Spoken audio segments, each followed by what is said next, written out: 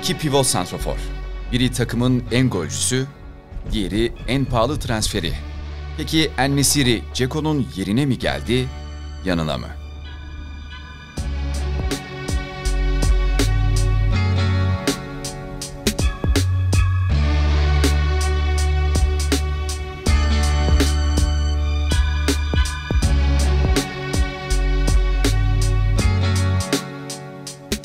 Youssef, Fas kralı Muhammed El Sadis'in özel projesi olarak yetişti.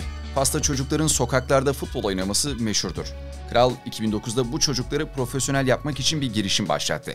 Fas'ın dar 9000 sokaklı şehri Fes'te büyüyen Youssef de bu girişim kapsamında akademiye alındı. Bu akademi 7 yıl içinde Avrupa'ya 4 oyuncu ihraç etti. Hamza Regragui, Eşref Sıtki, Süleyman El Amrani ve Yusuf En-Nesyri. 18 yaşında 125 bin euro yetiştirme bedeliyle Malaga'ya gitti. B takımında 43 maçta 49 gol attı. Bir yıl sonra 19 yaşına geldiğinde Juan de Ramos ona en büyük hediyeyi verdi.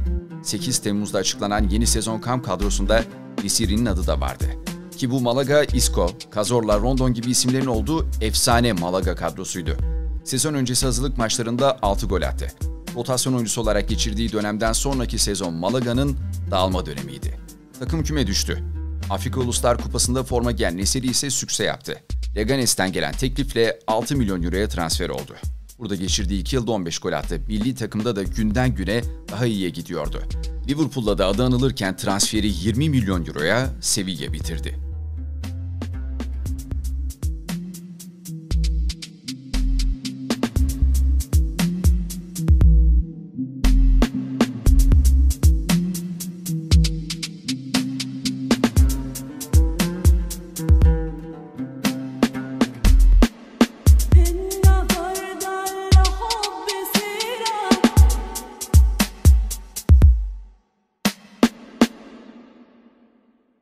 Beş yıllık bir Sevilla serüveni geçirdi Nesyri. İlk yılında 10 gol attı. 24 gol attığı sezon sonrasında West Ham onu çok istedi.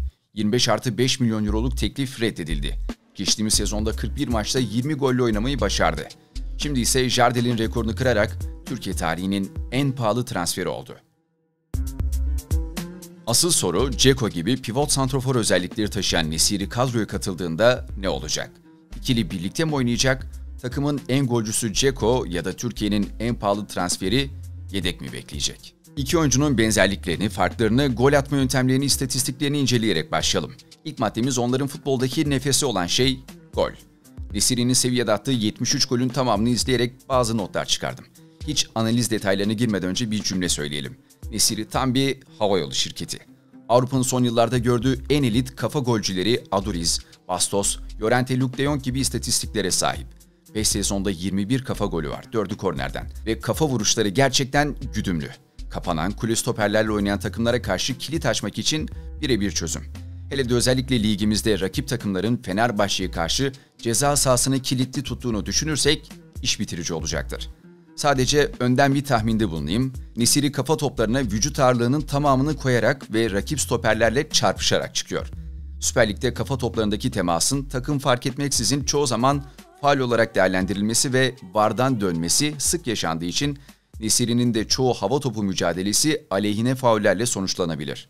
Mukayeseye geçelim. Dzeko geçen yıl ve son Lugano maçı ile birlikte 47 maçta 28 gol attı. 3'ü kafayla, kornerden golü yok. Dzeko 1.93, Nesyri 1.92. Hava topu hakimiyeti, duran top tehlikesi ve tıkanan oyunda ceza sahası içine top şişirme etkinliklerinde Nesyri, Dzeko'ya karşı daha etkin bir silah. Evet, boyları aynı, mevkileri aynı ama aslında çok temel bir farkları var. Dzeko oyun kurucu bir santrafor. Defans arkasında boşluk arar, rakip savunmayı sırtına alır, orta sahaya gelir oyun kurar, muazzam pas kanalı olur. Fenerbahçe'deki ilk yılında 10 asist yaptı. Unutmayalım, pasör bir merkez Dzeko. Nesyri ise Burak Yılmaz'la Dzeko'nun ara karışım bir tarza sahip ve oyun kurulumuyla çok da ilgilenmiyor. Pas opsiyonlarını çoğu zaman görmezden geldiğini söyleyebiliriz. Full gol fokuslu bir adam. Dzeko kaleye ters çapraz bir noktada kafayı kaldırıp topu kime göndereceğine bakarken Nesyri'de bu durum dar açıdan nasıl gol atabilirim şeklinde işliyor. Dzeko sadece Fenerbahçe'deki bir sezonunda 10 asist yaparken Nesyri kariyerindeki 300'e yakın maçta 12 asist yaptı. Stoperlerin arasında beklemektense arkalarına koşu yapmak daha çok işine geliyor Nesyri'nin. Sprinter bir santrafor. Örneğin Dzeko orta saha çizgisinde kaleciyle karşı karşıya kalacağı bir top alsa rakip ceza sahasına gidene kadar stoperler muhtemelen yetişir. Zaten adamın sprint gibi bir iddiası da yok. Hiç olmadı. Yaşı da 38. Nesiri'de durum farklı. Rakip savunmacıları arkasına takıp uzun koşular, defans arkası kaçışlar yapabiliyor. Uzun bacaklarını Dzeko gibi rakibi sırtına almak için değil, rakibin arkasına kaçmak için kullanıyor. Dzeko da Nesiri'de ceza sahası golcüsü. Dzeko'nun Fenerbahçe'deki tüm golleri ceza sahası içinden geldi. Nesiri de Sevilla'daki 73 golün sadece ikisini dışarıdan attı. Biri De Gea topu ayağından kaçırdıktan sonra Manchester boş kalesine, diğeri de Mallorca maçında aşırtmayla. Benzer bir özellik daha, ikisi de tek vuruşçu. Dzeko'da bu özellik daha da baskın. Fenerbahçe'deki 28 golün 4'ünü penaltıdan attı. Akan oyundan geriye 24 gol kalıyor. Bunların 3'ü kafayla. Yani akan oyunda ayakla 21 gol attı Dzeko ve bunların 14'ünü tek vuruşla kaydetti. Topu kontrol bile etmeden buluşur buluşmaz şut çekerek 14 gol attı. Lugano karşısında da 2 golü bu şekilde kaydetti. Böyle bir golcü size net artı ve eksiler sunar. Artısı ceza sahası içinde buluştur ve arkana yaslan demektir. Makinenizin mükemmel bir parçası olur. Akan oyunda attığı 21 golün 5'ini 6 pas içinden neredeyse boş kaleye kaydetti Dzeko. Bu da Fenerbahçe'deki gollerin sisteme bağlılığını gösteriyor. Eksi ise bazen oyunun sıkıştığı, rakip savunmanın ağır şekilde otobüsü çektiği maçlarda dribling, araya sızma gibi ekstra girişimler düğümü çözen taraf olabilir.